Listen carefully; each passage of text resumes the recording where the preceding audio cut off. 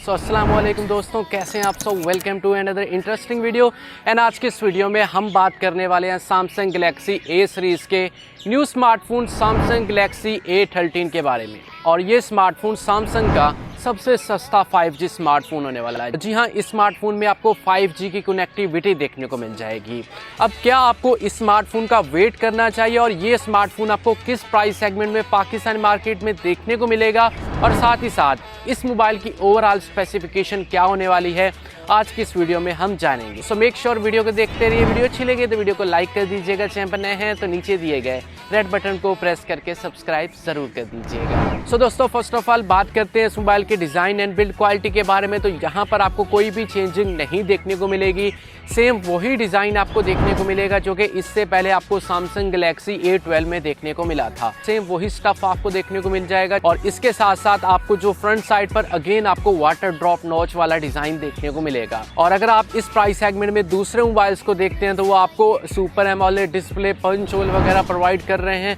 तो स्टिल 2021 में water drop notch I think बहुत से लोगों को पसंद नहीं है। और 2021 में बहुत से ऐसे लोग हैं जिन्हें पंच होल ज़्यादा पसंद है। इस मोबाइल के डिस्प्ले की बात की जाए तो इस मोबाइल में आपको 6.5 इंचेस का TFT पैनल देखने को मिल जाएगा, जो कि सेम इससे पहले आपको A12 में देखने को मिलता था। डिस्प्ले वाइज भी कोई भी चेंजिंग नहीं की गई। और यहाँ पर इसके इंटरनल स्पेसिफिकेशंस की बात की जाए तो इस बार आपको 5G की कनेक्टिविटी देखने को मिल जाएगी। मीडियाटेक डायमेंसिटी 700 का चिपसेट आपको देखने को मिल जाएगा। और इस मोबाइल में आपको दो वेरिएंट्स देखने को मिलेंगे, 4GB एंड 64GB की कॉम्बिनेशन वाला। एंड जो सेकंड होगा वो आपको देखने को मिलेगा 4GB एंड 128GB की कॉम्बिनेशन वाला। अब यहाँ पर जो प्रोसेसर लगाया जा रहा है डायमेंसिटी 700, ये काफ़ी अच्छा चिपसेट है। इससे पहले आपको Redmi Note 10 5G भी आपको यही चिपसेट देखने को मिला था। तो यहाँ पर जो परफॉर्मेंस है वो आपको काफ़ी अच्छी देखने को मिलेगी। आप गेमिंग भी काफ़ी अच्छे तरीके से कर सकते हैं। और इस मोबाइल की कैमरा परफॉर्मेंस की बात की जाए, जो कि इस मोबाइल का एक मेन हाईलाइटेड फीचर भी है, तो इस मोबाइल में आपको 50 मेगापिक्सल का ट्रिपल कैमरा सेटअप देखने को मिल जाएगा। जो मेन सेंसर है वो 50 मेगापिक्सल का होगा, जिससे आप काफ़ी अच्छी पिक्चर्स एंड वीडियो कैप्चर कर सकते हैं।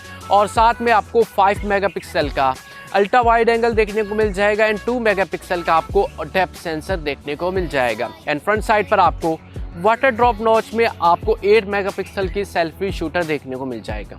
और बैटरी परफॉर्मेंस की बात की जाए तो इस मोबाइल में आपको 5000 mAh की बैटरी देखने को मिलेगी 18 वाट फास्ट चार्जिंग के साथ। अब बात करते हैं कि क्या हमें इस मोबाइल का वेट करना चाहिए और क्या हमें इस मोबाइल को बाय करना चाहिए। देखिए, अब ये जो मोबाइल है ना, आपको इस मंथ के लास्ट वीक या नेक्स्ट मंथ के जो फर्स्ट वीक में ना ऑफिशियल पाकिस्तानी मार्केट में देखने को मिल जाएगा। और जो प्राइस होने वाला है ना, वो 31 से 32 हज़ार के प्राइस सेगमेंट में ये स्मार्टफोन लॉन्च होगा, 128GB के वेरिएंट वाला।